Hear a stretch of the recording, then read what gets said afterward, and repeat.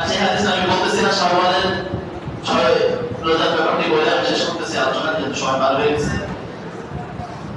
সেই মুসলিম শরীফ হাদিস নাম্বার 1164 আবু আইয়ুব আল-আনসারী রাদিয়াল্লাহু আনহু থেকে বর্ণিত قال النبي صلى الله عليه وسلم من صام رمضان ثم أتبعه ستا من شوال كان كصيام الدهر أبو أيوب الأنصاري رضي الله عنه বর্ণনা করেন বিশ্বনবী সাল্লাল্লাহু আলাইহি ওয়াসাল্লাম ইরশাদ করেন মান সামা রমাদান, যে ব্যক্তি রমজানের রোজা রাখলো ثم أتبعه ستا من شوال, রমজানের পর শাওয়াল মাসের 6 দিন রোজা রাখলো كان كصيام الدهر, সে সারা বছর রোজা রাখা সওয়াব হবে। সুবহানাল্লাহ।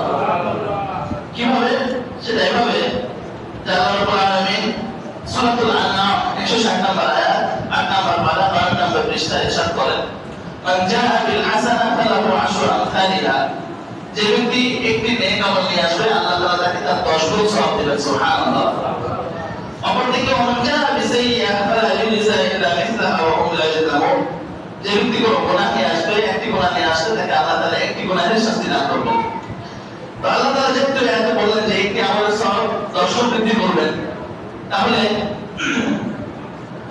360 দিন এক বছর হয়, 30 দিন সওয়াব যদি আল্লাহ তাআলা 10 গুণ বৃদ্ধি করেন তাহলে 300 দিন রোজা রাখার সওয়াব হলো। বাকি থাকলো 60 দিন। আপনি যদি শাওয়াল মাসে 6 দিন রোজা রাখেন, 6 × 60 সারা বছর 360 দিন রোজা রাখার সওয়াব হলো। সুবহানাল্লাহ। আল্লাহ তাআলা আমাদেরকে এই 6 দিন রোজা আপনাকে লাগাতার রাখতে হবে এমন না, আপনি একদিন রাখলেন 2 দিন গ্যাপ দিলেন, এমনটা করতে পারেন।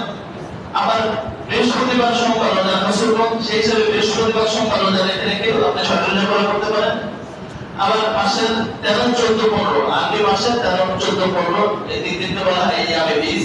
এই 3 দিন রোজা রাখা সুন্নাত, এই 3 দিন রোজা রাখলেন আইয়ামে 20, আর সোমবার বৃহস্পতিবার রোজা রাখলেন 5টা হলো, আর একটা রোজা যে কোনো সময় রাখলেন, এভাবে রাখতে পারেন। আল্লাহ তাআলা আমাদেরকে আমল করার তৌফিক দান করুন। আমিন। ওয়া আখিরু দাওয়ানা আলহামদুলিল্লাহি রাব্বিল আলামিন। যাদের সুন্নাত বাকি আছে কলেজে বাচ্চারা সুন্নাত পড়ে